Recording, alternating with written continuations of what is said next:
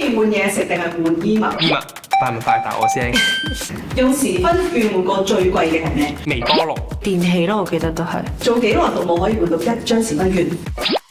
因為我諗緊有好多張時分券嘅，係啦，有1分鐘最低面值係1分鐘。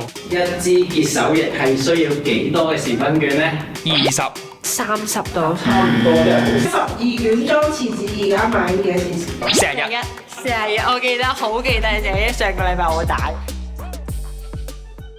Hello， 我係龍一，我係 Evan。我哋都係關注草根生活聯盟嘅同事。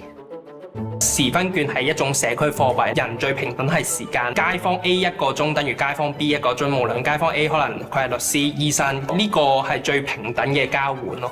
同街坊連結最重要嘅就係有足夠嘅溝通，因為其實好多時街坊係互相認識，的確有啲街坊佢哋係會比較嗌啲，可能熟埋咁樣，未必容易揾到佢咁，可能透過佢啲隔離鄰舍咁樣去幫助認識佢哋，咁我哋就可以慢慢接觸到佢哋咁樣。覺得係廢話建立關係，多啲出現喺街坊嘅視線入邊或者日常生活入邊，然之後真係有需要嗰陣時，佢就會記得啊，原來社區中心會有個 Eva 或者有個阿嘉嘅人喺度存在喎，咁我不如我有啲津貼唔識嘅，我問下佢啦咁樣。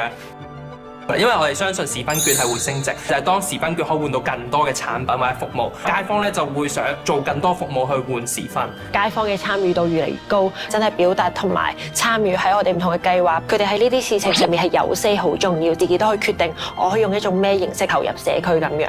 匯豐銀行慈善基金幫助我哋2樣嘢嘅，我哋唔係做青少年底嘅，咁所以咧佢會提供好多資助俾我哋去搞啲青少年嘅活動，去吸引佢哋參加，令到我哋嘅資源更加豐富啊咁樣啦。咁第二咧，有陣時我哋同小店合作嗰陣時咧，對於小店嚟講就係一個信心嘅認證。咁因為社聯個角色其實佢就係幫我哋可以介紹我哋俾唔同嘅基金咁樣啦。其實佢喺申請之前咧都會去做一啲 workshop 啊等等去支援我哋，同埋去了解翻唔同基金佢哋本身有啲咩嘅重點嘅一啲服務對象咁樣，可以係貼合翻我哋社區嘅需要咁樣嘅。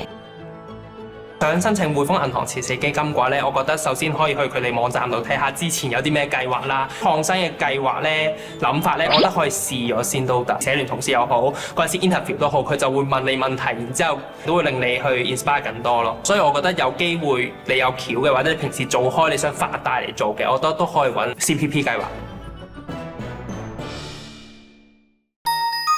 可以 ，sorry 我未搞整，服務社區，唔好意思。